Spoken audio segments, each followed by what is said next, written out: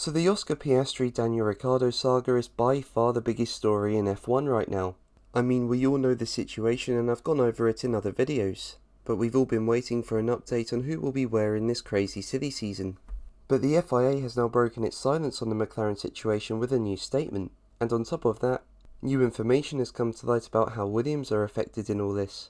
But before we begin, if you enjoy the video, make sure to leave a like and also subscribe for more Formula 1 content. And you can follow me on Twitter at James_Formula1, and there'll be a link in the description.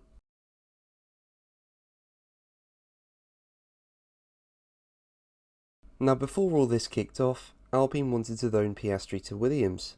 The Australian progressed through the lower ranks very quickly and ended up knocking on the doors of F1 at the start of 2022, although there was nowhere that Alpine could place their driver for the season.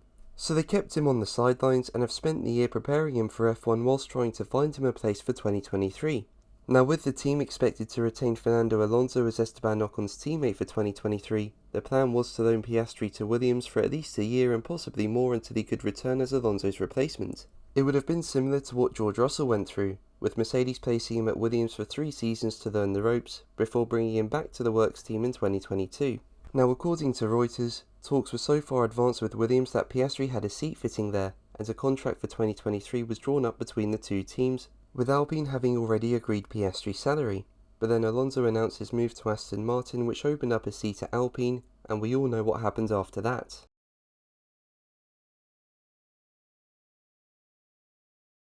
Now the thing about this situation is that after Alonso's move, Alpine were always going to want to put Piastri in his place. So even if the whole McLaren saga would never have happened, Williams would still end up in the same boat of Piastri not racing for them in 2023.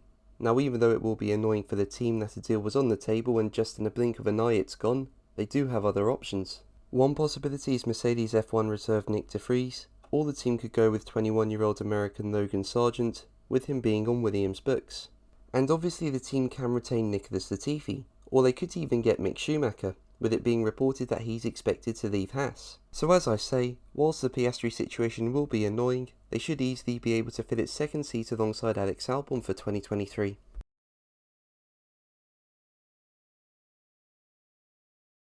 Well, as I've said in previous videos, there is an F1 contract recognition board which was set up to determine the legality of drivers' contracts and settle disputes between teams. Now Alpine believe Piastri is theirs, with team boss Otmar Safnauer saying that a contract was signed in November, and lawyers have said that it's a binding contract, so part of that contract allows them to put Oscar in one of the Alpine cars for 2023. But Piastri is understood to have signed a deal with McLaren, with the team reportedly telling Ricciardo that they want to drop him early for Piastri. And as a result, the Australian is apparently seeking $21 million in compensation from the Woking team, so the contract situation does need to be resolved. And FIA President Mohammed Ben Suleiman has put out a Twitter post suggesting the FIA would solve the issue through their own means instead of teams having to go to court.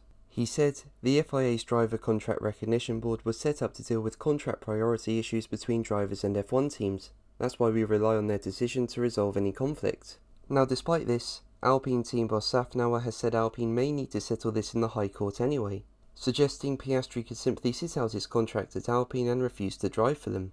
He told Reuters, going to the High Court is over 90% certain that's what we'll do. If the CRB says your licence is only valid at Alpine, and then he says, that's great but I'm never driving for them, I'll just sit out a year, then you've got to go to the High Court for compensation. Now according to Racing News 365, it's said that the CRB has validated Piastri's new contract with McLaren at the expense of his existing deal with Alpine, although nothing is officially confirmed on this.